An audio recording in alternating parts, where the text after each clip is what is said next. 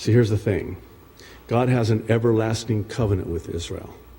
You know how long everlasting is? Another rhetorical question.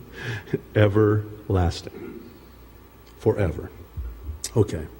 Well, this brings us to the question of, which was really a combination of many questions, basically asking what are the prophetic implications of this. I would suggest that there are several prophecies in play by way of this recent development, the first of which is that of both Ezekiel and Zechariah's prophecy, namely that in the end, Israel will turn to God, and the nations against Israel will know its God, and when Israel is victorious, they'll know it was by the hand of God. Let me read first Zechariah 12, verses 1 through 3 and 9 and 10. The burden of the word of the Lord against Israel. And by the way, as I read this, I want you to look at it through the lens of what the UN just did. Because I would submit that we are seeing Zechariah 12 being fulfilled right before our very eyes. This is exactly what, through the prophet Zechariah, God foretold would happen concerning Jerusalem, dividing Jerusalem.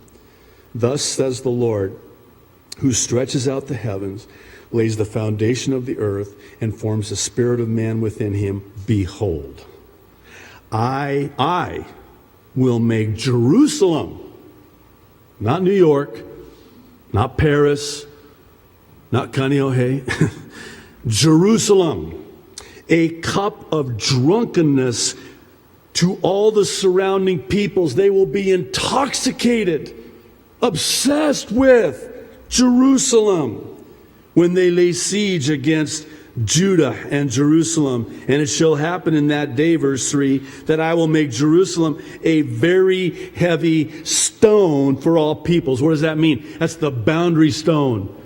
They didn't have Google Map 2,500 years ago, or Google Earth. The way that they would map out the boundaries was by boundary stones. In other words, you're going to try to move the boundaries of Jerusalem. You're going to try to divide Jerusalem, and you're going to be intoxicated and obsessed with it. And then he says this, all who would heave it away, try to give it away, will surely be cut in pieces. In other words, God is declaring, you try to cut Jerusalem, the city that I have put my name of ownership on. For those of you who have been with us during our midweek Bible study through the Old Testament, we've seen repeatedly where God has literally put his name on Jerusalem, the city where he has chosen to put his name. And you're going to cut it up into pieces? I'm going to cut you into pieces. Though all nations of the earth are gathered against it. And verse 9, it shall be in that day that I will seek to destroy all the nations that come against Jerusalem. And I will pour on the house of David and on the inhabitants of Jerusalem, and I love this, the spirit of grace and supplication. And listen to this. Then they, speaking of the Jewish people, will look on me, whom they pierced. Yes, they will mourn for him as one mourns for his only son, and grieve for him as one grieves for a firstborn. Israel is going to turn to God. And the nations, listen to Ezekiel 38, verse 16.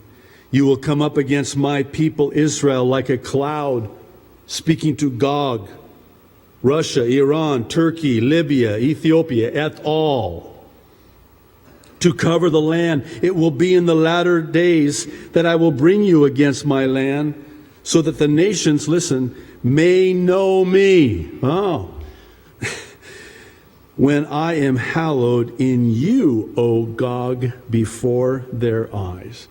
Have you seen some of the maps that a lot of people are posting on social media, Twitter, Facebook?